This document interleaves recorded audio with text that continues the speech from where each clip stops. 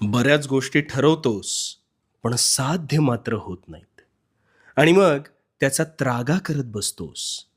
माझ्याकडून काहीच होत नाही अथवा माझे नशीबच खराब आहे म्हणून स्वतःला कोसत बसतोस.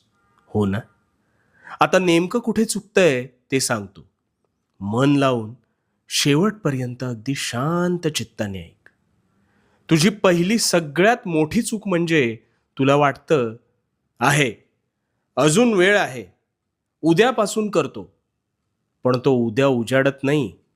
आणि दुसरी चूक म्हणजे हाती घेतलेल्या गोष्टीच्या मुळाशी न जाता अर्धवट ज्ञानाने तू गोष्टी करायला जातोस.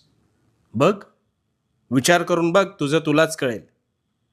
अरे नेहमी लक्षात ठेव, भरलेली घागर कधीच आवाज करत नाही. ती स्वतःचा मार्ग काढत संथपणे पुढे जाते. पण ती